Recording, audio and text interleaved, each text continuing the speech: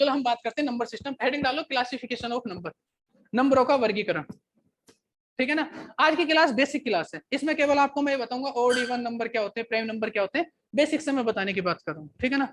चलो हम बात करते हैं। अच्छा जैसे आप एक बात बताऊं, आप मैथ्स पढ़ते हो, तो मैथ्स पढ़ने का मैथ्स का मतलब क्या होता है, तो आप कहोगे सर मैथ्स का मतलब होता है गणना करना। तो आप कहोगे सर गणना करने के, तो गणना मतलब कैलकुलेशन करना। तो आप कहोगे सर गणना करने के तो बहुत सारे मेथड होते हैं, तो मैं पूछूंगा बताओ कौन कौन से होते हैं।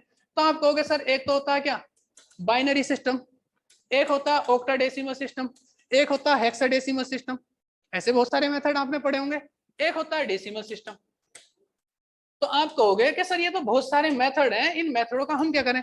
तो आप में से कोई बच्चा कहेगा कि मास्टर साहब ये सब कुछ तो हमने कंप्यूटर में पढ़ा था, तो मैं तुरंत कहूंगा कि ये सब चीज आती है कंप्यूटर में। आप जिस मैथ्स को पढ़ते हो उस मैथ्स को बोला जाता है डेसिमल सिस्टम। जैसे बाइनरी सिस्टम में बेसिकली क्या होता है, तो बाइनरी सिस्टम का जो बेस होता है, वो बेस जो होता है वो 2 होता है। क्या होता है, 2 होता है। इसमें 2 अंकों का यूज होता है, जिसमें 0 और 1 का, 1 या 0 का। मतलब आपने जैसे 7 8 5 6 ये नंबर लिखना है, तो आपको अगर ये डिजिट लिखनी है तो बाइनरी सिस्टम में आप केवल इन 2 डिजिट का ही यूज करके लिखोगे। अगर आपको ऑक्टाडेसिमल सिस्टम में क्या होता है, केवल 8 डिजिट का हम यूज करते हैं, उसका बेस कितना होता है, 8 होता है, ठीक है ना। तो ऐसे करते करते कुछ बेस होते हैं इनके, ठीक है ना। ये सब कुछ किस में पढ़ाया जाता है, ये आपको कंप्यूटर में पढ़ाया जाता है। बाइनरी सिस्टम आपने कंप्यूटर में पढ़ा होगा। हम जिस मैथ्स को पढ़ते हैं उसे बोलते हैं डेसिमल सिस्टम। किसको बोलते हैं, डेसिमल सिस्टम। ये डेसिमल सिस्टम बेसिकली होता क्या है, तो डेसिमल सिस्टम का जो बेस होता है, ये बेस आपके पास कितना होता है, ये बेस होता है 10। मतलब कुल मिलाकर अगर आपको डेसिमल सिस्टम पढ़ना है तो आपको 10 डिजिटों का पता होना चाहिए। ये 10 डिजिट कौन कौन सी होती है, 0 1 2 3 4 5 6। इन 10 डिजिटों का आप यूज करते हो, मतलब इन 10 डिजिट से मिलाकर ही कोई नंबर जो है आपके पास मिलता है। आप समझ रहे हो। अब ये 10 क्या है, तो ये है आपके पास डिजिट। क्या है भाई ये डिजिट, इनको हिंदी में बोल देते हैं आपके पास क्या, अंक, ठीक है ना। हाथ हाथ लिखते रहना, स्पीड थोड़ी तेज रखूंगा आज, ठीक है ना, समय निकल चुका काफी। इन्हीं को आप क्या बोल देते हो, अंक बोल देते हो। अब बेसिकली इन डिजिट से मिलाकर ही आप क्या बनाते हो, नंबर्स बना देते हो। क्या बनाते हो, नंबर्स। अब मुझे बताओ कोई 4 डिजिट लो, तो आपने ले ली 4 8 9 3, ये डिजिट ले ली। और जैसे ही ये डिजिट बनकर तैयार हो जाती है, आपके पास एक क्वेश्चन बनकर तैयार हो जाता है, जिसे आप क्या बोलते हो, प्लेस वैल्यू और फेस वैल्यू। क्या बोलते हो, प्लेस वैल्यू और फेस वैल्यू, ठीक है ना। तो जैसे आपके पास एक क्वेश्चन यहीं से पूछा जाएगा। अब आपके पास 2 चीज पूछी जाएंगी। एक तो आपके पास क्या होती है, फेस वैल्यू, इसे हिंदी में बोलते हैं अंकीय मान। और एक आपके पास क्या होती है, प्लेस वैल्यू, इसे हिंदी में बोलते हैं स्थानीय मान। Are you understand. देखो आपके पास क्वेश्चन इस तरह से आएगा, ये एक क्वेश्चन है, ठीक है ना, 4893। इस नंबर में फाइंड करना है फेस वैल्यू ऑफ 9। तो देखो किसी भी डिजिट की फेस वैल्यू कभी चेंज नहीं होती, किसी भी डिजिट की फेस वैल्यू कभी चेंज नहीं होती। अच्छा मैंने आपको बताया 10 मिनट तुम्हें सिर्फ ऐसा लगेगा कि ज्यादा बेसिक बताया जा रहा है, और मैंने बताया मैं बेसिक से बिल्कुल एडवांस लेवल तक लेकर चलूंगा, ठीक है ना। और प्रॉब्लम ये होती है कि अगर कुछ बच्चे ऐसे होंगे जिन्हें पहले नहीं नहीं मुझे ये आता था, और यकीन मानना जो बच्चा पहले ये मान के चलेगा मुझे ये आता, उसे कुछ नहीं आता, और वही सी सेट में फेल होता है, क्योंकि पहले से मान लेते हो ना हमें ये आता है। और अभी आप देखोगे आपको बहुत कुछ नहीं आता, आज की क्लास में आपको पता चल जाएगा। बिल्कुल बेसिक चीजें आज हम सीखेंगे। हम बात कर रहे हैं किसकी, फेस वैल्यू। आपसे पूछा जाए फेस वैल्यू ऑफ 8, तो देखो किसी भी डिजिट की फेस वैल्यू हमेशा वही रहती है, तो फेस वैल्यू ऑफ 8 क्या हो जाएगी, 8। आपसे पूछा जाए फेस वैल्यू ऑफ 9, तो 9। फेस वैल्यू ऑफ 3, तो 3। फेस वैल्यू कभी भी चेंज नहीं होती, जिस डिजिट की कुछ भी पूछ ले आपसे क्या पूछा जाएगा, फेस वैल्यू वही रहेगी। बात करते हैं प्लेस वैल्यू। अब जैसे आपसे पूछा गया प्लेस वैल्यू ऑफ 8, तो सबसे पहले एक काम करो आप 8 लिखो। अब आप ये देखो 8 के आगे कितने डिजिट है, 2, तो 2 जीरो लगा। आपसे पूछा जाए प्लेस वैल्यू ऑफ 4, तो बताओ 4 लिखोगे, 4 के आगे कितनी डिजिट है, 3, तो इसके आगे 3 डिजिट लगा दो। आपसे पूछा जाए फेस वैल्यू ऑफ 9, तो 9 लिखोगे, 9 के आगे कितने डिजिट है, 1। अब मुझे बताओ प्लेस वैल्यू और फेस वैल्यू निकालना सीखे। इसकी कॉपी करनी जल्दी से करो, नहीं तो आगे हम बात करते हैं। ये बंदा कहाँ गया अभी, एक सेकंड आया मैं,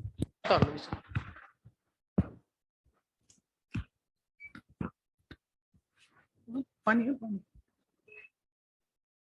देना, थैंक यू। साफ है ना।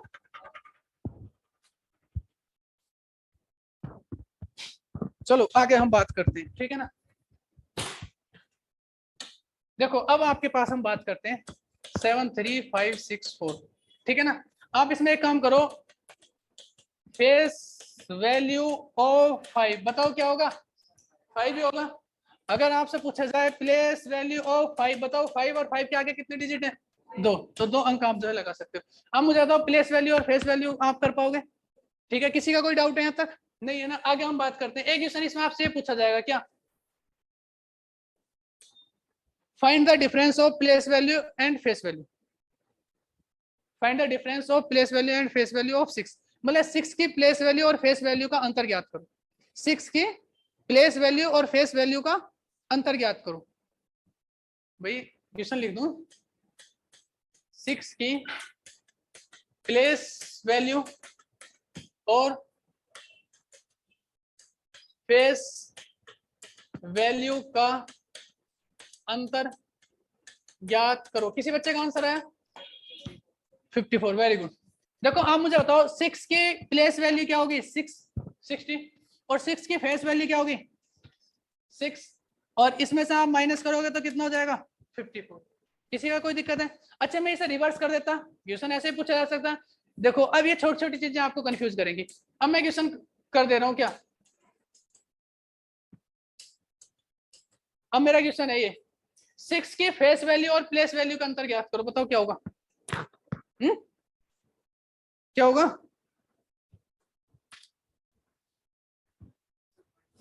माइनस का 54, कितनों का आंसर है?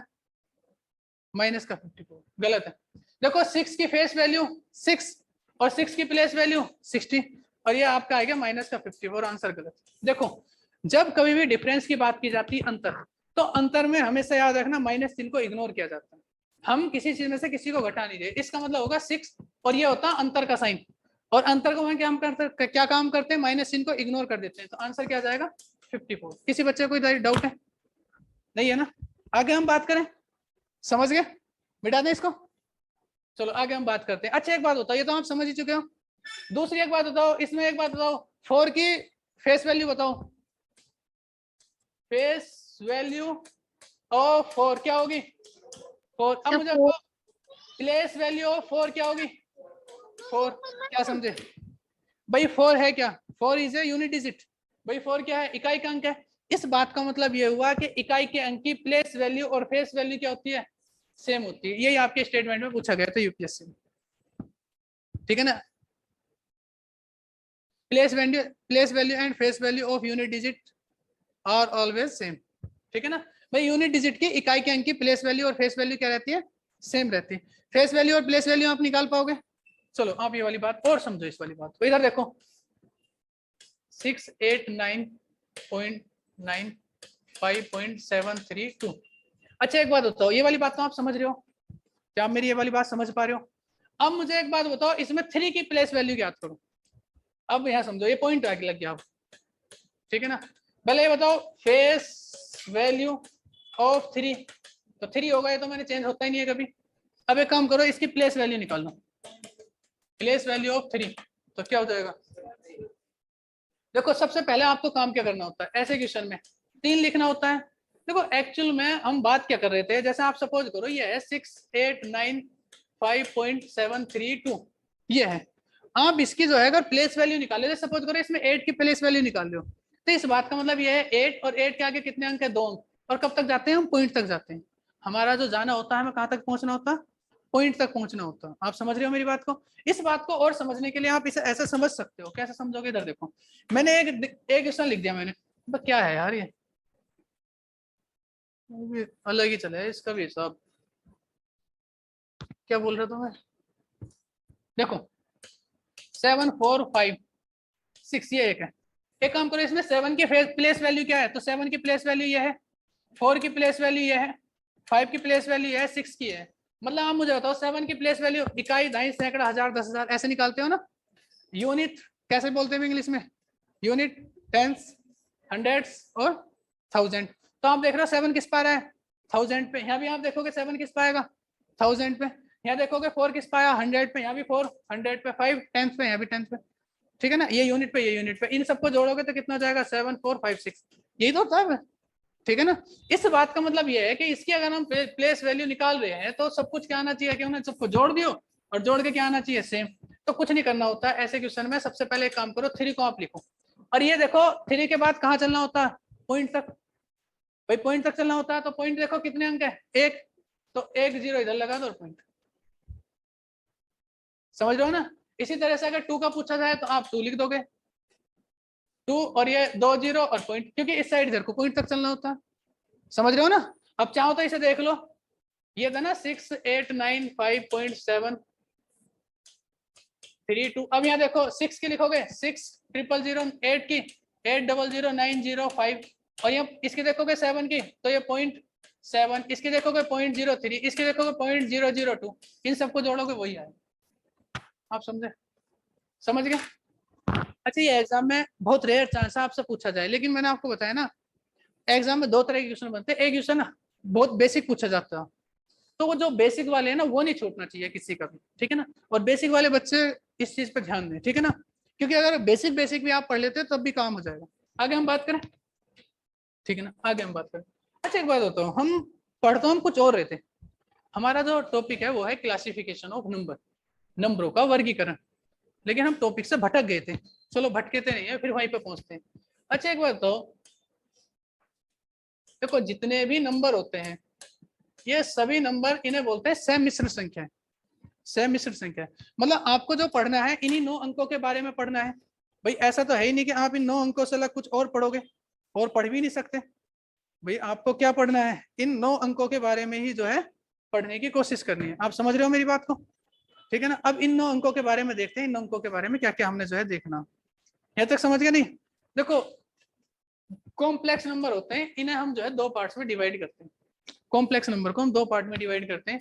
तो एक तो आपके पास होते हैं रियल नंबर, एन का मतलब नंबर, इन्हें हिंदी में बोलते हैं वास्तविक संख्या। एक होते हैं आपके पास इमेजिनरी नंबर, एनओ का मतलब NUMBR, ठीक है ना। कभी आप इन्हें बोलते हैं काल्पनिक संख्या। एक आपके पास क्या होते हैं, रियल नंबर होते हैं, दूसरे आपके पास क्या होते हैं, इमेजिनरी नंबर होते हैं, ठीक है ना। तो ये 2 आपके पास जो है नंबर होते हैं। देखो इशू ये है कि जो ये इमेजिनरी नंबर होते हैं, देखो इमेजिनरी नंबर वो होते हैं जिन्हें हम केवल इमेज कर सकते हैं, जिनके बारे में केवल हम सोच सकते हैं। ये वास्तव में कोई नंबर नहीं होते, ठीक है ना। जैसे मैं आपसे बोलूं कि आप मुझे 5 रुपए दो तो आप दे सकते हो, मैंने आपसे बोला 3 रुपए दो तो आप दे सकते हो मुझे। लेकिन मैंने आपसे बोल दिया रोड के अंदर -5 रुपए दो, तो आप कहोगे सर ये तो कोई नंबर नहीं होता। समझ रहे हो ना। मैं आपसे मांगू रूड 9 रुपीज तो आप 3 रुपए मुझे पकड़ा दोगे, या रूड 10 मांगू तो ये भी कुछ आप दे सकते हो, 3 पॉइंट समथिंग हो जाएगा। रूड 5 मांगू ये भी आप कुछ होगा, 2 पॉइंट समथिंग होगा ये। लेकिन मैं आपसे कह रहा हूँ कि ये रूड के अंदर -5, तो आप कहोगे सर ये कोई नंबर नहीं होता, ये तो केवल कल्पनाओं में हो सकता है। तो जो नंबर केवल कल्पनाओं में होते हैं, जो वास्तव में नहीं होते हैं, इन्हें बोल देते हैं इमेजिनरी नंबर। इसमें होता क्या है, इसमें बेसिकली रूट के अंदर -5 होता है। जैसे इस -5 को आप ऐसे लिख सकते हो 5i, ऐसे लिख देते हैं। और आपने पढ़ा होगा i² की वैल्यूज होती है -1 के इक्वल होती है। टेंशन लेने वाली बात यह है कि सबसे अच्छी बात यह यह आपके सिलेबस का पार्ट नहीं होता, आपके एग्जाम में इससे कोई क्वेश्चन नहीं पूछा। तो चलो टेंशन ये वाली खत्म होगी। आपने जो पढ़ने होते हैं वो क्या पढ़ने होते हैं आपने, तो आपने पढ़ने होते हैं रियल नंबर। अब बात ये आती है रियल नंबर को भी आप 2 पार्ट में डिवाइड करते हो। रियल नंबर को भी आप कितने पार्ट में डिवाइड करोगे, 2 पार्ट में। तो एक तो आपके पास क्या होता है इंटीजर, और दूसरा आपके पास क्या होता है डेसिमल। इंटीजर मतलब पूर्णांक, इसको हिंदी में बोलते हैं पूर्णांक, और इसको तो आप पता ही है दशमलव बोल देते हैं, ठीक है ना, दशमलव। तो ये वाली बात आप समझ गए। तो रियल नंबर को भी आपने 2 पार्ट में तोड़ा। अच्छा बात ये आई कि रियल नंबर क्या होते हैं, थोड़ा सा ये बात यही जान लो, ठीक है ना। रियल नंबर बेसिकली कुछ नहीं होते, ये -इन्फिनिटी से लगाकर 0 और +इन्फिनिटी तक होते हैं। मतलब माइनस से लगाकर प्लस तक के सभी अंक आते हैं, उसमें 0 भी जो है आपके पास आ जाता है। इन्हें भी हम 2 पार्ट में तोड़ते हैं। देखो कोई भी नंबर होता आपके पास 2 तरह के आपने नंबर देखे होंगे। एक तो आपने पॉइंटों में देखा होगा कोई नंबर, या इंटीजर पूर्णांक, जैसा मैंने देख लिया 5 इंटीजर है और मैंने बोला 5.6 डेसिमल है। आप समझे मेरी बात, नहीं समझे। अब जैसे ही आपने ये वाली चीज देखी, आपने देखा कि मार साहब ये जो डेसिमल की कहानी आप बता रहे हो ये भी तो 2 पार्ट में देखे हमने, तो डेसिमल भी 2 पार्ट में देखे कैसे। आप मुझे बताओ 2.5 ये डेसिमल है, 2.673 ये डेसिमल है, 2.6738156738 ये भी डेसिमल है। बताओ 2.676767 ये भी डेसिमल है। आप देख रहे हो सर ये सब कुछ डेसिमल है। इस बात का मतलब ये हुआ कि डेसिमल भी ट्रू पार्ट्स में जो है डिवाइड होंगे। आप समझ पा रहे हो मेरी बात को? तो क्यों ना फिर डेसिमल को भी डिवाइड कर दिया जाए। तो डेसिमल को आपने दो पार्ट्स में जो है डिवाइड कर दिया। तो एक को तो आप बोल देते हो रेशनल नंबर और दूसरे को आप बोल देते हो इरेशनल नंबर। समझ पाए? इसको आप हिंदी में बोलते हो परिमेय संख्या और इसको आप हिंदी में बोलते हो अपरिमेय संख्या। क्या आप मेरी बात समझ पा रहे हो? किसी बच्चे का कोई डाउट है? तो अब आप यहीं से आगे पढ़ो और आज जो है हम पढ़ेंगे। अब हम पढ़ने वाले हैं। अब आपकी क्लास स्टार्ट हुई है यहाँ से। अब तक थी ज्ञान की बात, ठीक है ना? तो आप मुझे बताओ आप ये वाली बात समझ पाए? भाई मेरे पास तो ये है, मैं तो इसे ऊपर नीचे करता रहूंगा, आप देखते रहना अपना, ठीक है ना? अब आप ये बताओ, पहले तो आप मुझे ये बताओ कि रेशनल नंबर क्या होते हैं। What is rational number? Very good. जिन्हें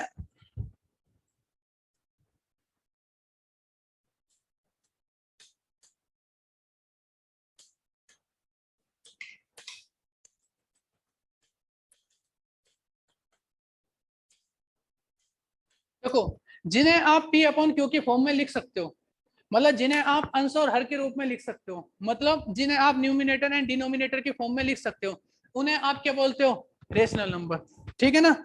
और जिन्हें can not be return in P upon Q, अच्छा हिंदी में तो कोई दिक्कत है नहीं ना, इन्हें जो है पी अपॉन क्यू की फॉर्म में नहीं लिखा जा सकता, ठीक है ना?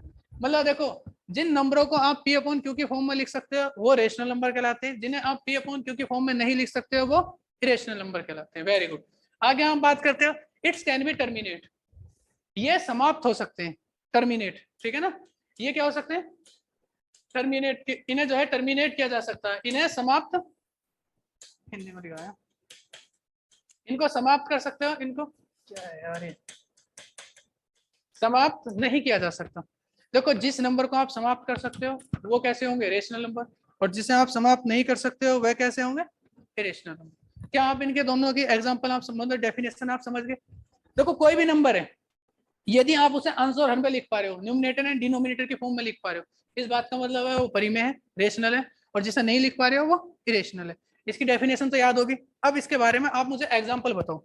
अब मैं कुछ आपसे जो है एग्जांपल पूछूंगा, आपने जो है बताने होंगे। आप समझ पा रहे हो मेरी बात को? मेरा क्वेश्चन है 2.5, आप मुझे बताओ ये रेशनल नंबर होगा इरेशनल नंबर? तो ये रेशनल नंबर होगा, क्यों? क्योंकि इसे पी अपॉन क्यू की फॉर्म में आप लिख सकते हो। जैसे मैंने बोला 6.735 कैसा नंबर है? रेशनल नंबर है। Very good. मैंने आपसे बोला 13/5 कैसा नंबर है? रेशनल नंबर है। मैंने बोल दिया 22/7 कैसा नंबर है? रेशनल। अरे जो पी अपन क्यू की फॉर्म में पहले ही है वो तो रेशनल ही होगा। Very good. मैंने आपसे बोला 3.14 कैसा नंबर है? रेशनल नंबर है। समझ पा रहे हो आप मेरी बात? नहीं समझ पा रहे हो? ठीक है ना? मैं आपसे बोल रहा हूँ 3.67676767, बताओ कैसा नंबर है? बताओ ये रेशनल है इरेशनल नंबर है? कैसा है? रेशनल। किसी बच्चे का इरेशनल तो नहीं है आंसर? क्या होगा? क्या है? क्यों है?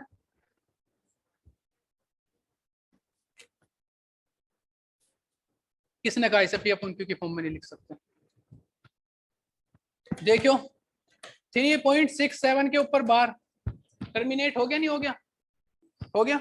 मोबाइल निकालो, ठीक है ना? 364/99। अच्छा 364 को 99 से डिवाइड करियो, क्या आता है? करो करो करो।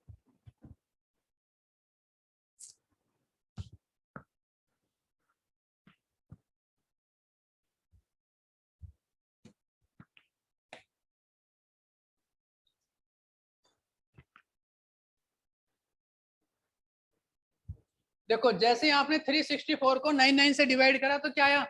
3.67676767। इस बात का मतलब ये होगा कि जिस नंबर का रिपीटेशन होता है उसे हम बार की फॉर्म में लिख सकते हैं, और किसी भी बार वाले नंबर को आप पी अपन क्यू की फॉर्म में लिख सकते हो। इसलिए यदि कोई भी डिजिट, कोई भी डाटा जो रिपीटेशन हो या बार वाला नंबर हो वो कैसा होगा, रेशनल होगा। चलो कोई रिपीटेशन वाला नंबर बोलो, बोलो कोई भी बोलो। हे भगवान, वेयर आर यू।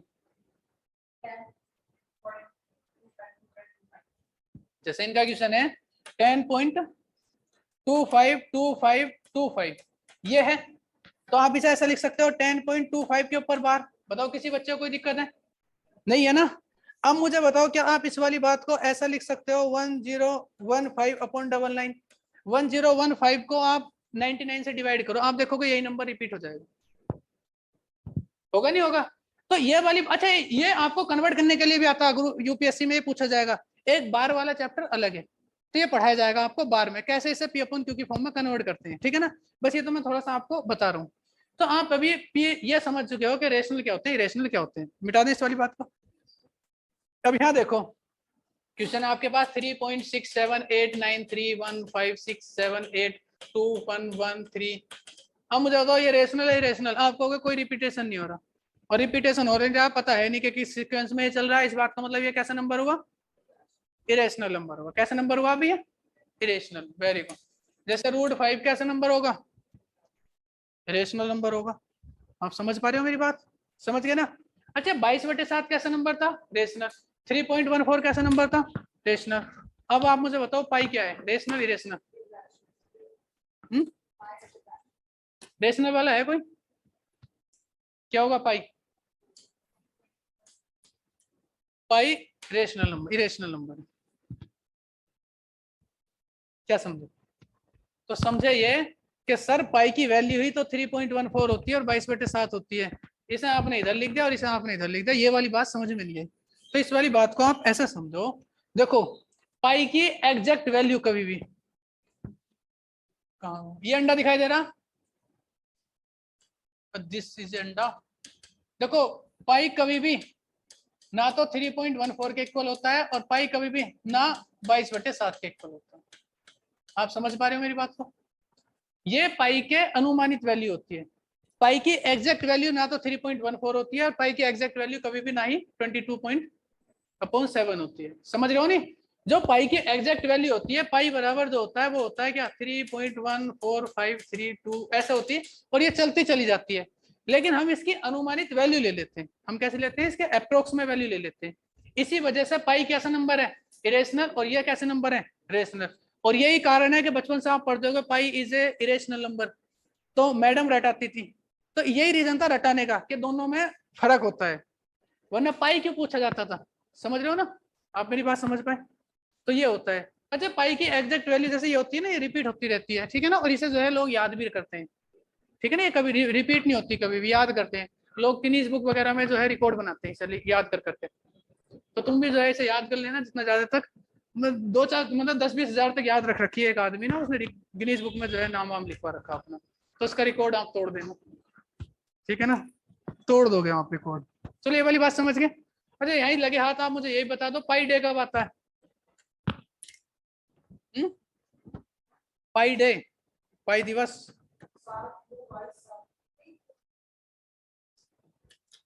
मुझे सबसे उम्मीद थी, तुमसे ऐसी उम्मीद नहीं थी मुझे, नहीं नहीं, बताओ, आपने दिल तोड़ दिया मेरा आज। देखो पाई डे आता है कब, अच्छा यहाँ लिखा था, पाई बराबर होता है 3.14, 14 तो तारीख होगी, और तीसरा महीना किसका होता है, मार्च का। 14 मार्च को पाई डे आता है, पूछा जाता है ये विषय याद कर, याद का याद हो गया होगा। आप यार समझे आप ये वाली बात, आप समझ पा रहे हो ना। तो रेशनल और इरेशनल नंबर क्या होते हैं वाली बात आप समझ गए, √5 जैसे √3, ठीक है ना, ये होते हैं। तो अभी हम केवल ये समझें कि रेशनल नंबर क्या होता है और इरेशनल नंबर क्या होता है, लेकिन क्वेश्चन यहाँ से नहीं पूछा जाता आपसे, क्वेश्चन इसका थोड़ा आगे से पूछा जाएगा, मिटा दे इस वाली बात को। चलो अगले पेज पे चलते हैं। Find the rational number between A and B. क्या आप मेरी बात समझ रहे हो, नहीं समझ रहे हो आप, तो समझो अब बात। Where K is equal to 1 2 3 dot dot dot dot dot dot dot dot dot dot. क्या समझे? तो आप बेटा ये समझे, ओ माय गॉड। सुनो, देखो आपसे क्वेश्चन ऐसा पूछा जाएगा, find the rational number between 2 and 3। Find the rational number, अरे हिंदी में लिखो ए और बी के बीच की परिमेय संख्या ज्ञात करो। हिंदी में लिखो इस बार, ए और बी के बीच की परिमेय संख्या ज्ञात करो, ठीक है ना? आप समझ पाए मेरी बात को? इसका एक फार्मूला होता है, क्या होता है? ए के प्लस बी अपॉन के प्लस 1, और वेयर के क्या होता है भाई? 1 2 3 4 5 6 7 8, कुछ भी आप लिख दो, जो आपका मन हो वो आप जो है लिख सकते हो, कोई आपको रोक नहीं सकता। क्या आप मेरी बात समझ पाए? ये सब मिटा दें? ओहो,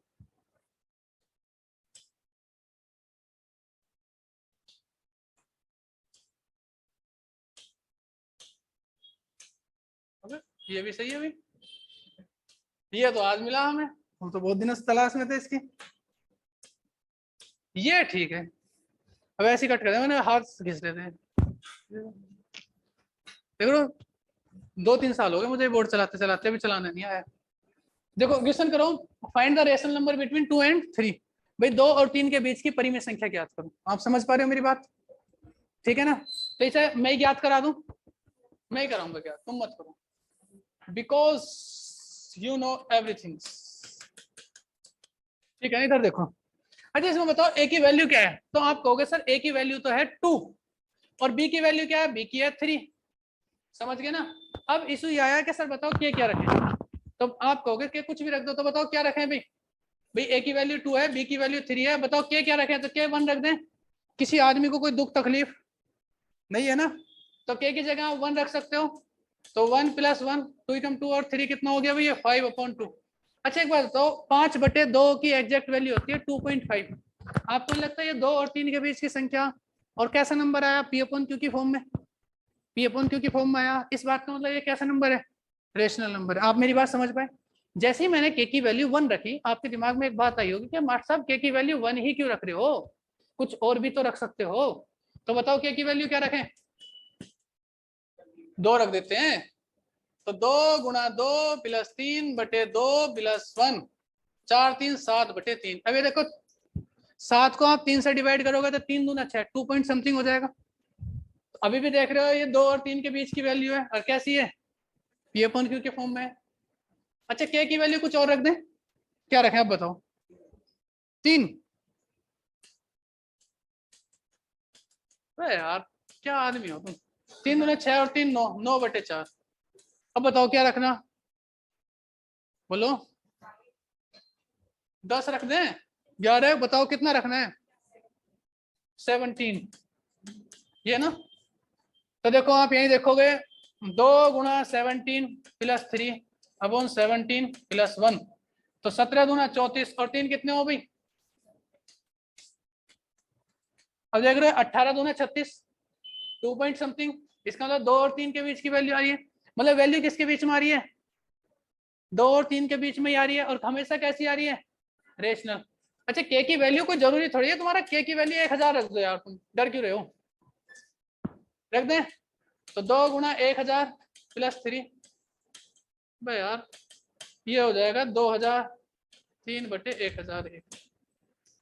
जो तुम्हारा मन है तुम के की वैल्यू वो रखते रहना, और 1 हमेशा किस किस के बीच में आएगा? 2 और 3 के बीच में आएगा। क्या समझे? क्वेश्चन ये नहीं पूछा जाएगा आपसे, आपसे क्वेश्चन कुछ और पूछा जाना था। देखो ऑनलाइन वाले जाने लगे अभी, अब इनका आना जाना स्टार्ट हो जाएगा, अब बहुत टाइम हो गया। ठीक है ना? ऑनलाइन वालों का स्वैग होता है, ऐसे नहीं। ऑनलाइन में मतलब ऐसा नहीं जैसे पढ़ रहे हैं, उधर मम्मी ने बोल दिया बेटा चाय पिएगा, लो ठीक है, चाय वाय पिए ना, कॉफी वॉफी मास्टर सब बोल ही रहा है। तो नहीं, मन तो आपका भी नहीं लगता, लेकिन आप थोड़ा सा मतलब ऐसा होता है, ये थोड़ी इज्जत वाली बात आ जाती है कि बीच क्लास में से उठ के जाएंगे कैसे लगेगा, तो आप बैठे रह जाते हो बस, और कुछ नहीं। अच्छा क्या था ये, क्या बता रहा था मैं? कुछ नहीं। अच्छा ये सुनो, देखो क्वेश्चन ये है, आपके पास 2 तरह के क्वेश्चन आएंगे, सुनो पहले मेरे पास। आपसे एक क्वेश्चन पूछा जाएगा, find the rational number between 2 and 3। तो इनमें से कोई एक ऑप्शन होगा, आप टिक लगा दोगे। लेकिन यूपीएससी में जो क्वेश्चन पूछा गया था वो ये था मेन क्वेश्चन। अब आप सुनो, समझो क्वेश्चन को क्या था। 2 संख्याओं के बीच में कितने रेशनल नंबर हो सकते हैं?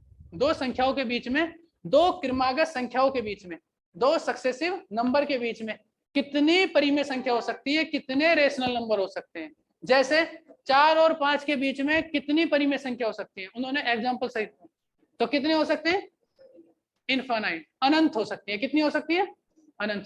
तो ये वाली बात आपको प्रूफ होगी, समझ गए। इसी बात को समझाने के लिए मैंने पूरी राम कथा सुनाई थी, अब समझ गए ना। तो आपसे ये वाला क्वेश्चन पूछा जाता है यूपीएससी में, क्या कि दो संख्याओं के बीच में कितने रेशनल नंबर हो सकते हैं, कितने हो सकते हैं, अनंत। ठीक है ना, तो इस वाली बात को आप समझ चुके हैं, कोई दिक्कत है, मिटा दें इसको। हाँ जी, चलो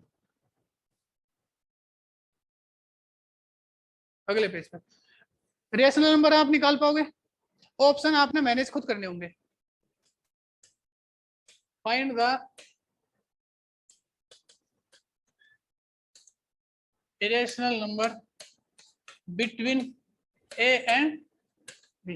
इरेशनल भी तो पूछ सकता है, तो इसका फार्मूला होता है क्या, रूट ए बी, लिख लो।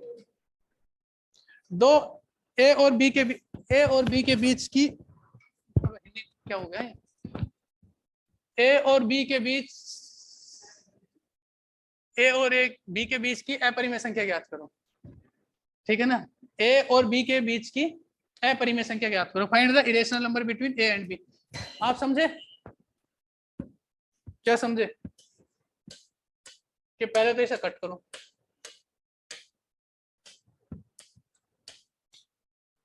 बताओ क्वेश्चन आएगा। फाइंड, ये क्वेश्चन रिपीट होता है, ये रिपीट हो गया 20-25 बार आ चुका है एग्जामों में, अलग अलग, कभी एसएससी बैंकिंग सीडीएस पता ना कहाँ का ये क्वेश्चन है, उनके पास क्वेश्चन भी नहीं है।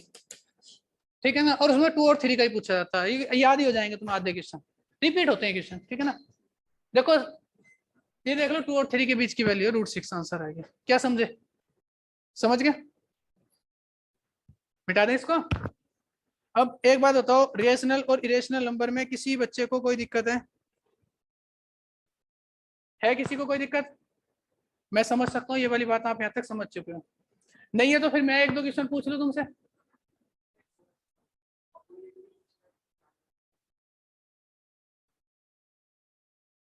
पूछेगा तो निकाल लेना,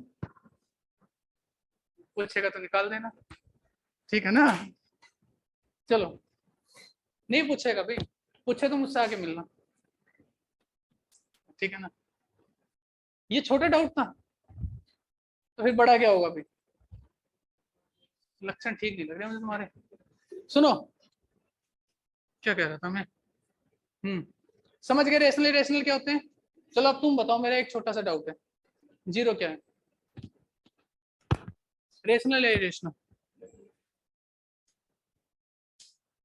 व्हाट इज जीरो, कहाँ चला गया, यही तो था, क्या है अभी जीरो, तो कहाँ, वो पेज कहाँ गया अभी यार, क्या है ये, लो जी,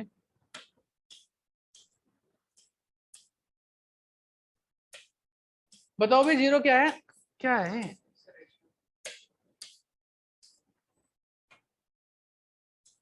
अच्छा यही वाला पेज तो है, तो छोटा कर लो इसे, क्या है,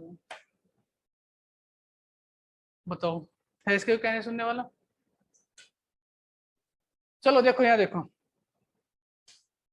हम पढ़े थे कॉम्प्लेक्स नंबर, इसमें रियल नंबर देखा, इमेजिनरी देखा, फिर हमने देखा इंटीजर, फिर डेसिमल देख लिया। इंटीजर को हमने 2 पार्ट में देखा, एक रेशनल और एक रेशनल। याद रखना मैंने केवल आपको रेशनल और इरेशनल पढ़ाया, इसी के बीच में एक नंबर आ जाता बार, बार वाले को भी बता नहीं रहे, रीजन कंफ्यूज हो जाओगे, तो बार को भी रहने दो, बार अगली क्लास में कराया जाएगा। आपसे क्वेश्चन ऐसा आता है बार में, कैसा क्वेश्चन आएगा, जैसे 6.73 के ऊपर बार है, इसे P/Q की फॉर्म में कन्वर्ट करो, ये ऐसा जाएगा 6.73 प्लस 8.75 के ऊपर बार, इन्हें ऐड कर दो इस तरह से। तो एडिशन वगैरह आपसे बार वाले क्वेश्चन में पूछ ली जाती है, तो वो मैं आपको सिखाऊंगा। ठीक है ना, एक क्वेश्चन तो कभी कभी वैसे ये भी आ जाता है कि इसे बाइनरी सिस्टम में कन्वर्ट करो, वो आपको आता ही होगा, नहीं आता होने का एक क्लास रख देंगे। चलो हम बात करें, तो ये समझ गए थे, हम बात करें इंटीजर की, तो इंटीजर पे हम बात करें। अच्छा लिखो, जीरो रेशनल नंबर होता है, पूछ भी नहीं रहे हो, फिर मैं आगे बढ़ जाऊंगा। एक स्टेटमेंट लिखो, all integer are a rational number, सभी पूर्णांक परिमेय संख्या होती है, all integer are a rational number.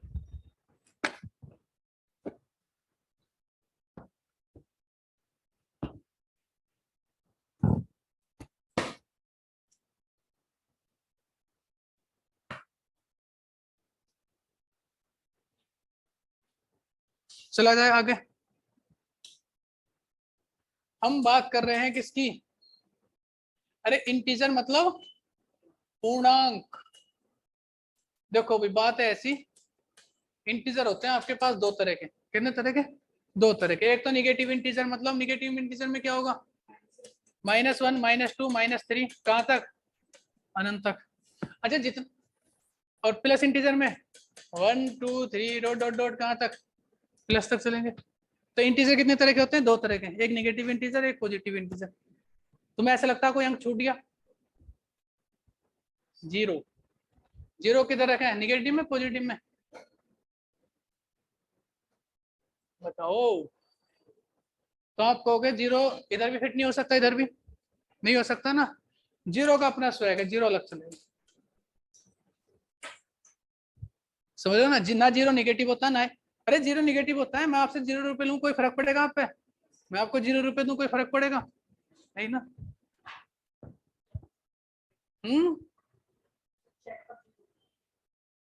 सही पकड़े हो, देख रहे हो तुम। चलो अच्छा, लेकिन एक दिक्कत है। क्या है दिक्कत? जीरो जब भी पॉजिटिव इंटीजर के साथ मिल जाता ये होल नंबर बना देता। तो होल नंबर क्या होता है? एक सेट होता है किसका? जीरो और पॉजिटिव इंटीजर का। आर यू अंडरस्टैंड दिस बात? चलो मिटा दे इसे, मिटा देना।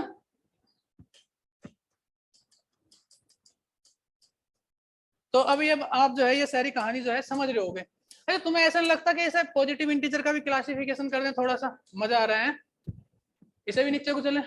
अरे वो पूरी सीरीज याद है ना, तो कैसे कैसे हम नीचे को भागते चले जा रहे हैं, समझ रहे होगे ना। तो इसे भी हम कर देते हैं। तो इसे आप लिख देते हो क्या? एक होता है प्राइम नंबर और एक होता है कंपोजिट नंबर। प्राइम नंबर है, कंपोजिट नंबर। फिर वही बात, what is prime number and what is composite number. कौन मुझे डेफिनेशन बताएगा प्राइम नंबर की? बताओ। वेरी गुड, सही है, ठीक है ना। देखो जिसके दो फैक्टर्स होते हैं, यदि कोई नंबर जिसके दो फैक्टर्स हैं तो वह क्या कहलाता है? Prime number. यदि किसी के मोर देन टू फैक्टर्स हैं, दो से ज्यादा फैक्टर्स हैं, ठीक है ना, तो वह क्या कहलाएगा? कंपोजिट नंबर, ठीक है ना। इसकी डेफिनेशन में आप लिख सकते हो, इट्स हैव टू फैक्टर। ये टू है भाई, वन और इटसेल्फ। इसके दो फैक्टर होते हैं, एक वन और एक संख्या खुद। हिंदी में लिख लो।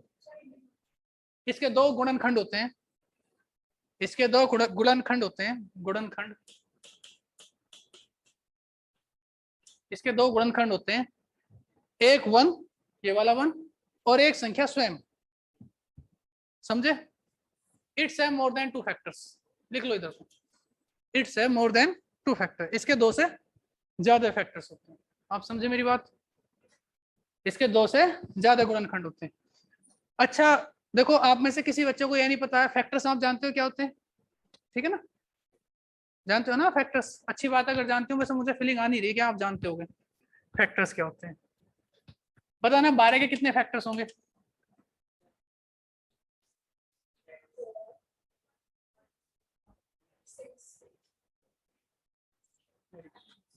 सही पकड़े हो। 100 के कितने फैक्टर होंगे? एक चैप्टर आपको नंबर सिस्टम में फैक्टर्स का आएगा, तो फैक्टर्स का एक चैप्टर आएगा। मैं बता रहा हूँ, तो मैं अभी इसलिए बता रहा हूँ कि आपने वो पैनिक नहीं होना। फैक्टर्स का एक चैप्टर आएगा, उसमें क्वेश्चन कैसा आएगा आपसे? ऐसा पूछ लिया जाएगा, ये क्वेश्चन आया था बल्कि यूपीएससी में, 1024 में कितने फैक्टर्स हैं? निकाल नहीं पाओगे, इसका फार्मूला होता है, आप निकालने की कोशिश मत करो, इसे मेथड होगा, ठीक है ना। मैंने निकाल तो दोगे, लेकिन उसमें और बड़ी डिजिट हो सकती है, ठीक है ना। मेथड होता है इसका, समझ गए ना। देखो इसके दो फैक्टर्स होते हैं, इसके मोर देन टू फैक्टर्स होते हैं। फैक्टर्स आप जानते हो, गुणनखंड, ठीक है ना। जैसे आप मुझे बताओ दो एग्जाम्पल, दो के कितने फैक्टर हैं? एक और दो, मतलब वो संख्या जो है केवल अपने आप और एक से ही डिवाइड होगी, किसी और से डिवाइड नहीं होगी। बताओ तीन कितने फैक्टर हैं? दो। चार के तो 4 को आप यहाँ लिखो 1 2 4 सबसे डिवाइड हो रही, तो 4 तो यहाँ से हट जाएगा, तो ये 4 आ जाएगा इधर। फिर बताओ 5 के 2, 6 के ज्यादा, 7 के 2, 8 के ज्यादा, 9 के ज्यादा, 10 के ज्यादा, 11 के। आप समझे मेरी बात? तो आप समझ गए प्राइम नंबर क्या होती है? अरे प्राइम नंबर को हिंदी में बोलते हैं अभाज्य संख्या, इसको बोलते हैं, अच्छा इसे तो नहीं बोलते ना भाज्य भाज्य संख्या, उल्टा तो नहीं लिख दिया ना मैंने? उल्टा लग रहा है ना? किसी को लग रहा है? अरे सही लिखे हैं, ये मजाक कर रहा हूं मैं, ठीक है ना? अरे सोच में पड़ जाते हो।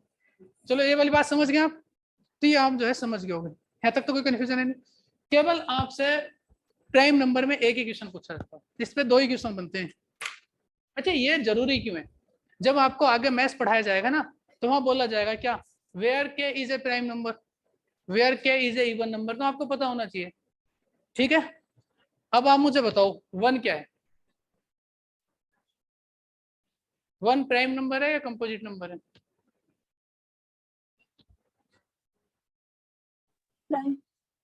प्राइम से पकड़ो क्या है?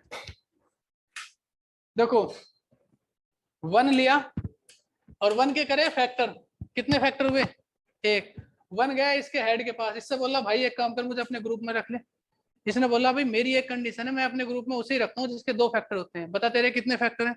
1 ने बोला मेरा तो 1 फैक्टर है। बोला भाई मेरे द्वारा तो तेरा हिसाब बनता नहीं, यहाँ से जा। तो प्राइम नंबर वाले मैंने निकाल दिया, इसके पास गया, इससे बोला तू ही रख ले भाई। ये बोला मेरी कंडीशन है 2 से ज्यादा फैक्टर होने चाहिए, बता कितने फैक्टर? बोला 1 है। बोला मेरा भी हिसाब नहीं कर रहा। तो 1 ना इधर फिट हुआ ना इधर फिट हुआ, इसलिए 1 क्या है? Neither prime nor composite. यही आपसे एग्जाम में क्वेश्चन पूछा गया था। स्टेटमेंट दी जाएंगी, कैसे? 4 स्टेटमेंट आएंगी। क्या पहली स्टेटमेंट आएगी, यूनिट डिजिट की प्लेस वैल्यू और फेस वैल्यू समान होती है, समझ रहे हो ना? दूसरी स्टेटमेंट आएगी 1 इज ए प्राइम नंबर, एक आ जाएगा 2 संख्याओं के बीच अनंत परिमेय संख्या होती है। कौन कौन से सही है? यूपीएससी वाले हो आप, जानती हो ऑप्शन कैसे कैसे बनेंगे, कर दोगे ना? तो ऐसी स्टेटमेंट पूछ ली जाती है कुछ। और आपने सी सेट का पेपर देखा होगा, वो भी स्टेटमेंट में बनता है सी सेट का पेपर, ठीक है ना? समझ रहे हो? मिटा दें इसे? चलो ये तो आप समझ गए। प्राइम नंबर कंपोजिट के बारे में जान गए। जीरो क्या है? देखो जब अगर कोई, देखो जीरो के बारे में कोई पूछे तो सब समझाना कि भाई ऐसा है, हम क्लासिफिकेशन ही पॉजिटिव इंटीजर का कर रहे हैं, जीरो तो पहले बाहर कर दिया हमने, तो इसलिए हम नहीं जानते जीरो क्या है, ठीक है ना? अरे zero is a whole number, और क्या है, ऐसे बात कर रहे हो तुम। चलो प्राइम नंबर कंपोजिट नंबर में किसी को कोई डाउट है? इससे एक क्वेश्चन पूछा जाता है, 1 से 100 के बीच में 25 प्राइम नंबर होते हैं, 1 से 100 के बीच में 25 प्राइम नंबर होते हैं, ये याद रखना बस आपने। ये क्या रखना है अभी? याद रखना, ठीक है ना? समझ गए? 1 से 50 के बीच में कितने होंगे? याद है, सब कुछ याद है तुम्हें। और 50 से 100 के बीच में फिर 10 ही बचे। समझ रहे हो नहीं? टाइम कितना हो गया भाई? स्पीड तेज तो नहीं है ना?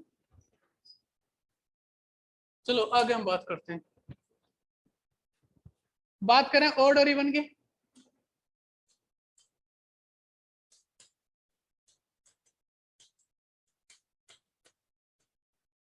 देखो जो संख्या 2 से डिवाइड हो जाए वो इवन नंबर, जो 2 से डिवाइड ना हो ऑड नंबर। जैसे यहाँ देखो 4 2 से डिवाइड हो रहे हैं, 6 2 से डिवाइड हो रहा है, 8 2 से डिवाइड हो रहा है। किसी बच्चे को कोई दिक्कत है? नहीं है ना? इधर देखो मुझे 8 से अगला प्राइम नंबर, 8 से अगला इवन नंबर चाहिए, तो क्या करूंगा? इसमें 2 ऐड कर दूंगा, because every odd and even number जो है 2 के गैप से चलता है, ठीक है ना? तो बताओ 8 के बाद 10, 10 के बाद 12, 4 के बाद 2, 2 से पहले 0, -2 -4। बस ये बात ये वाली याद रखनी, 0 इज इवन नंबर, ये बात याद रखने थे। 3 5 7 9, ये माइनस का 1, सॉरी 1 -1 -3 क्यों होता है? समय कम है, प्रूफ कराना हो तो बताओ, करा दूंगा। कराना प्रूफ, याद कर लोगे? याद कर लेना ऐसे, ठीक है ना? बस जीरो को ध्यान रखना। 0 ही पूछा जाएगा तुम्हारे एग्जाम में, ठीक है ना। आगे हम बात करें, आगे बात करें भाई, समझ पा रहे हो आप या नहीं बात को। तो अभी चैप्टर बहुत कुछ है, अभी चैप्टर में जल्दी जल्दी करते हैं, ठीक है ना। तो प्राइम नंबर समझ गए, कंपोजिट नंबर समझ गए, ऑड नंबर समझ गए, इवन नंबर समझ गए, रेशनल समझ गए, इरेशनल समझ गए, सब कुछ समझ गए ना। तो ये तो बेसिक था वो लगभग लगभग पूरा हो ही गया आपका। आगे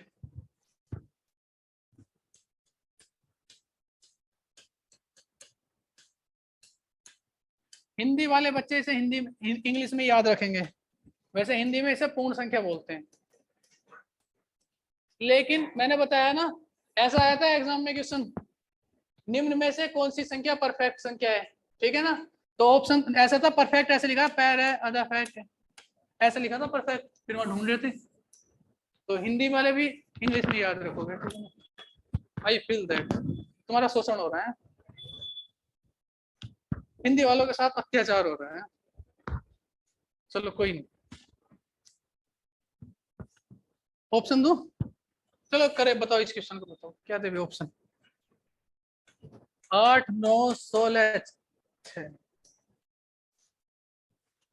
कौन सी संख्या परफेक्ट संख्या। क्या 16 और 9 वाले हाथ खड़ा करो।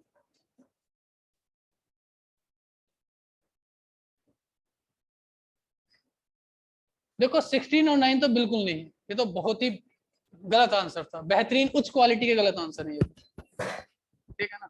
ये दो तो चलो है नहीं, अब मैं और बचाऊं। दो नहीं है, दो में से होगा कोई ना, 50-50 कर लेते हैं, चलो कोई नहीं। देखो आप जो बता रहे हो, आप बता रहे हो परफेक्ट स्क्वायर, और मैंने पूछा है परफेक्ट नंबर, दोनों में फर्क होता है। परफेक्ट स्क्वायर और परफेक्ट नंबर, अगर मैं पूछता निम्न में से कौन सी संख्या परफेक्ट स्क्वायर है, फिर तो आंसर 9 और 16 दोनों हो जाने थे। लेकिन मैंने परफेक्ट स्क्वायर नहीं पूछा, मैंने क्या पूछा, परफेक्ट नंबर। देखो समझो इस वाली बात को, क्या होता है परफेक्ट नंबर, क्या होता जो, हाँ लिखो, सुन लो पहले एक बार। If sum of all factors of a number excluding itself is equal to original number, that number is called perfect number. समझे, हिंदी में लिखो, भी समझ में आया नहीं।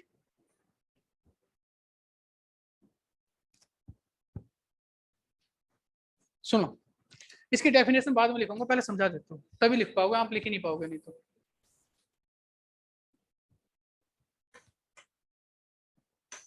देखो 8 लेते हैं, ठीक है ना। सबसे पहला काम है आप संख्या के फैक्टर करो, आप संख्या के क्या करो, फैक्टर। तो संख्या के फैक्टर करें 1, 2, 4, 8, फैक्टर कर दिए, उस संख्या को छोड़ दो, 8 को छोड़ दिया।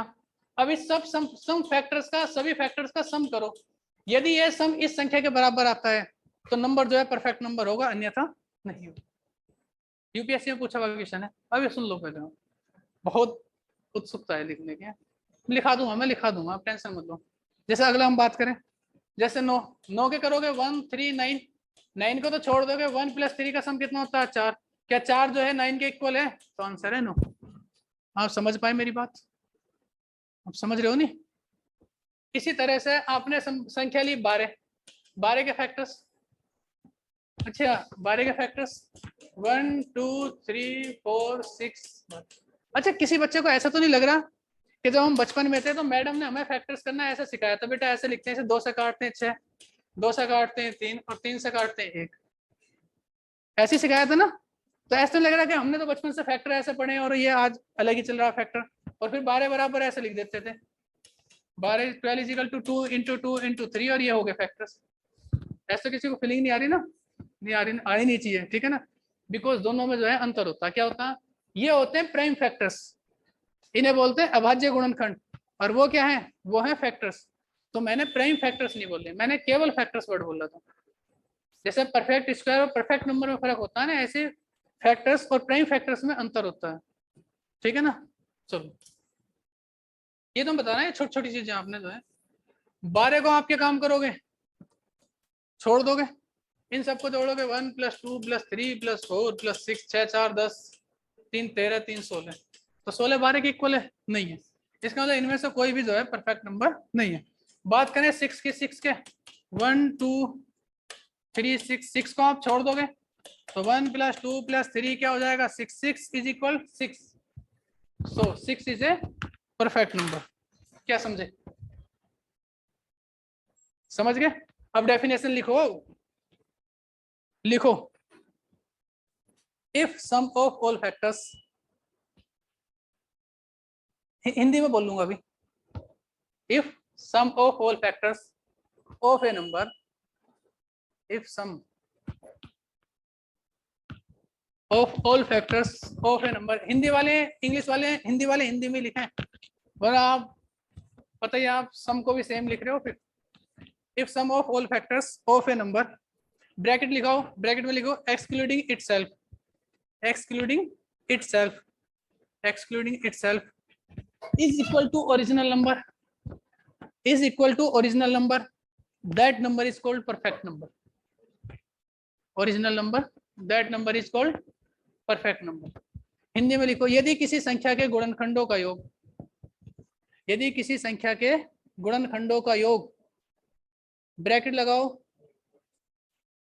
उस संख्या को छोड़कर, ब्रैकेट बंद कर दो, ब्रैकेट लगाओ, उस संख्या को छोड़कर, ब्रैकेट बंद कर दो। देख रहे हो विनोद, बच्चों का आना जाना स्टार्ट हो गया। देखो यदि किसी संख्या के गुणनखंडों का योग, ब्रैकेट में लिखो उस संख्या को छोड़कर वास्तविक संख्या के बराबर हो, वास्तविक संख्या के बराबर हो, तो वह संख्या परफेक्ट नंबर कहलाती है। अच्छा इंग्लिश में लिखो if sum of all factors, if sum of all factors, if sum of all factors is equal to original number, is if sum of all factors, bracket में लिखो if sum of all factors excluding itself is equal to original number, that number is called perfect number।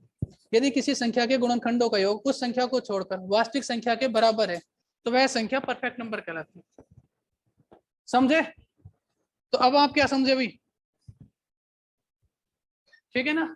चलो अच्छा बताओ, मेरा question है सबसे छोटी perfect number क्या है? सबसे छोटा परफेक्ट नंबर क्या है? 6 होगा। 6 से अगला बताओ कौन सा है परफेक्ट नंबर?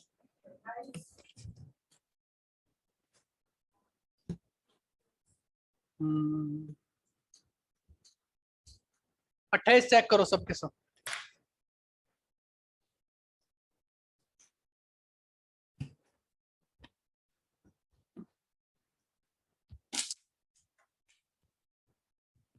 करो।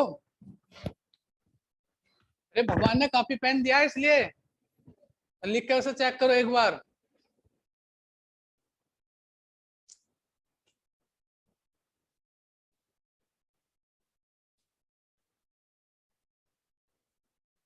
तुम लोगों की फिजिकल ज्योग्राफी भी रह रखी है नहीं हिंदी वालों की? करते हैं चलो 2-4 दिन में तुम्हारा वो।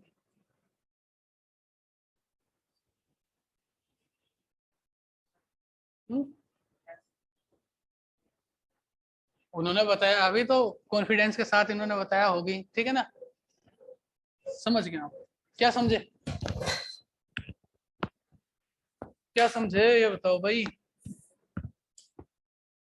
6 के फैक्टर्स करे थे क्या थे? 28 के फैक्टर्स करो पहले तो। 1 2 4 7 14 छोड़ दोगे तो 1 + 2 + 4 + 7 + 14 इज इक्वल टू 28। क्या समझे?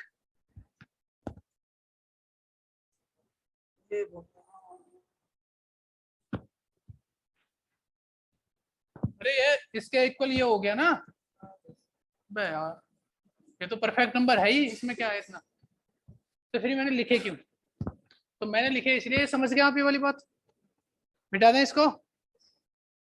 लो मिटा दिया, ना मानते हो। इसकी एक डेफिनेशन और बनती है, याद रखना। इसके फैक्टर्स के इनवर्स का सम करो।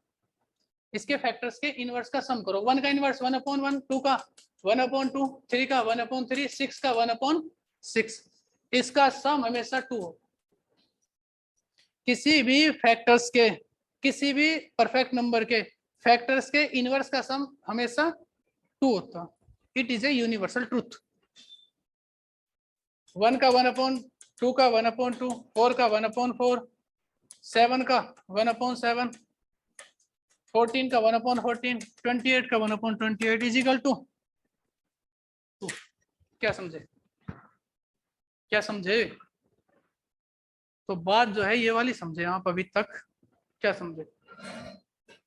तो अब परफेक्ट नंबर के बारे में जान के आपका होमवर्क है, एक लिखो RW रेंट वर्क। रेंट भी तो रहते होगे तुम। होम वाले कितने हैं? कोई नहीं होम वाला, तो आप LW लिख लेना। बाकी रेंट वाले का बहुत ज्यादा है। देखो इससे अगला जो है परफेक्ट नंबर आपको मुझे कल बताना। 2-3 नंबर बताओगे क्या? कहाँ से देख के बताओगे? बस वेरी गुड। अरे गूगल से ही देख के बताओगे भी, वो तो मुझे पता गूगल नहीं आप देखोगे। इसलिए बता रहा हूँ, गूगल में आप सर्च करोगे इसके बारे में, थोड़ा बहुत और पढ़ लोगे, आगे पीछे और देख लोगे। ठीक है ना? इससे अगला बताइए फिर, ना मानते तुम। देख रहे हो? बताओ।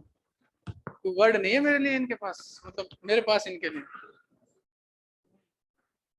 मेरे पास है ही नहीं कुछ। भारत रत्न कोई अगर कुछ होता मेरे पास, मैंने अभी आपको पकड़ा देना था, कुछ ना कोई अवार्ड आपको दे ही देना था मैंने। लेकिन देखो तुम है नहीं, मेरी परिस्थितियां ऐसी हैं, तुम्हारा नसीब ऐसा है कि मैं कुछ दे नहीं सकता आपको। समझ रहे हो ना? चलो, किसी को कोई दिक्कत है?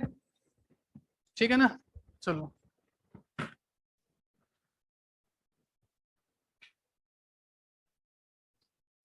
आगे हम बात करें। देखो परफेक्ट नंबर को इंग्लिश, हिंदी वाले बच्चे इंग्लिश में याद रखेंगे, कुछ चीजें ऐसी होती हैं आपने से केवल हिंदी में याद रखनी होगी। ठीक है ना? क्यों ऐसा होता है ना, होल नंबर और परफेक्ट नंबर दोनों की हिंदी सेम होती है, उन्हें भी पूर्ण संख्या बोलते हैं, तो मैच कर जाती हैं, तो इसलिए उसे फिर इंग्लिश में ही बोल देते हैं इन दोनों को। इसलिए मैंने होल नंबर की भी हिंदी नहीं बताई थी। तो जिस चीज की हिंदी नहीं बता रहा हूँ आप ये समझो। ठीक है ना? तो ये आप समझ सकते हो। आगे हम बात करें, यहाँ तक तो किसी का कोई डाउट नहीं है ना? थक गए हो तो बंद करें या और पढ़ाया जाए 10 मिनट? चलो थक गया ना? अगर थक गया हो तो फिर 10 मिनट और पढ़ो, नहीं थकते तो नहीं पढ़ाता।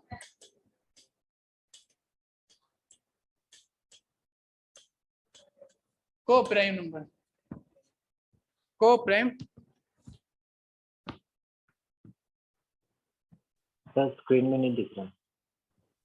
सह अभाज्य संख्या, को prime number, relative prime number,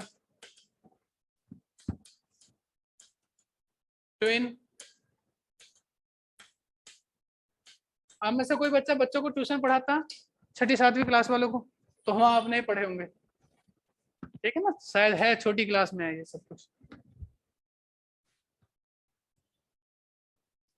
इसे इंग्लिश में ही लिख लेना, इतनी इंग्लिश तो जानती हो गए। देख रहे हो तुम? Set of 2 prime number having SCF 1, set of sir number. हाँ जी, ऊपर का नहीं दिख रहा है सर। कोई नहीं अभी दिखाई दे जाएगा, आप टेंशन क्यों ले रहे हो? नीचे वाला उतारो, लो अब दिखाई दे रहा? आ गया जी वो? सर। अरे रुक जाओ, अभी दिखाई नहीं दे रहा। ये है, ये था ऊपर, लो ये था।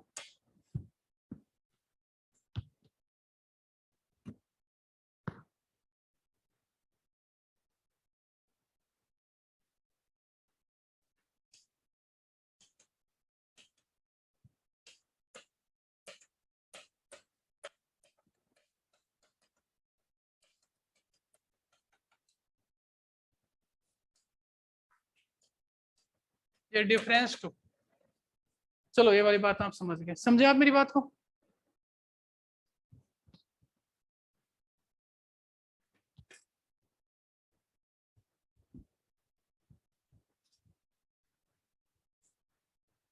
ठीक है ना।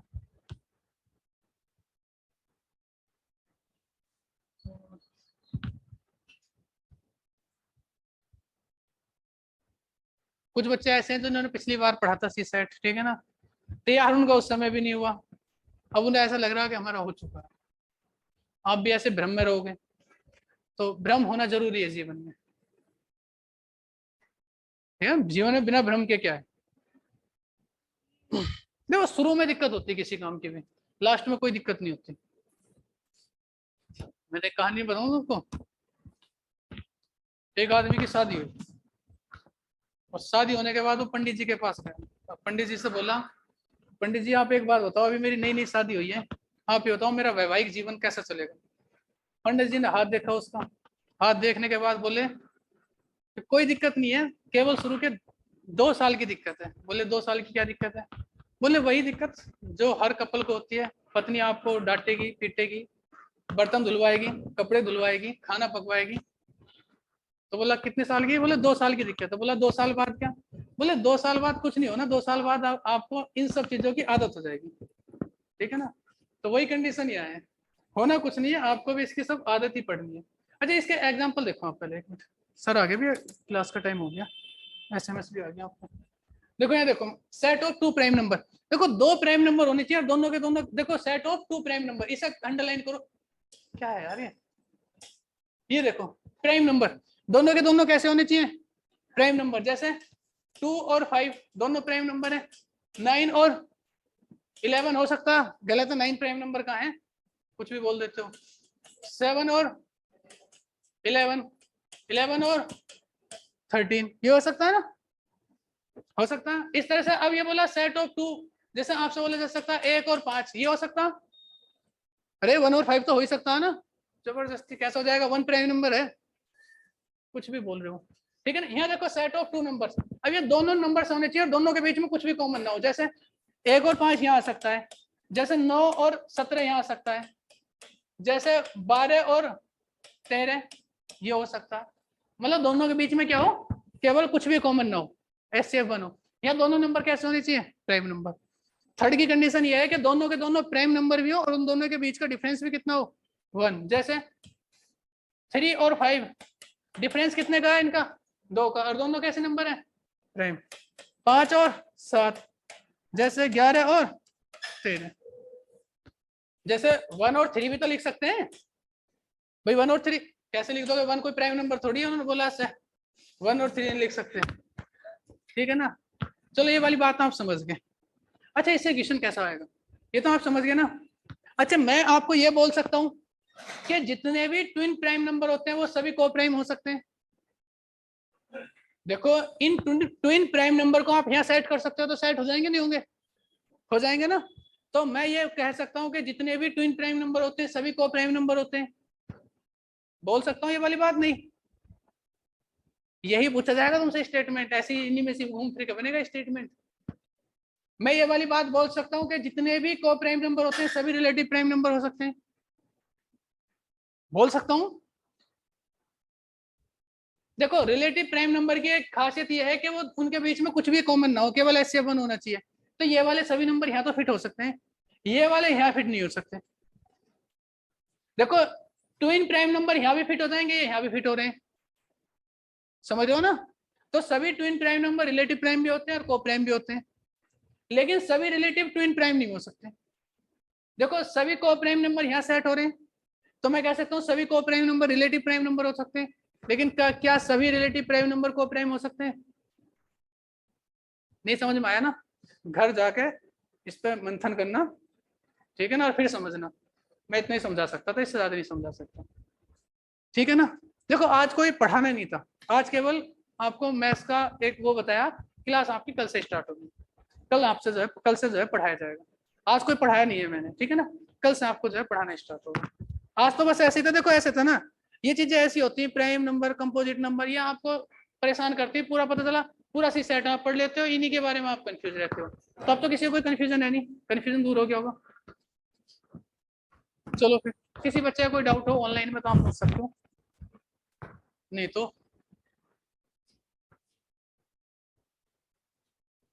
है भी किसी का कोई डाउट। ऑनलाइन वालों का तो डाउट मतलब स्वैग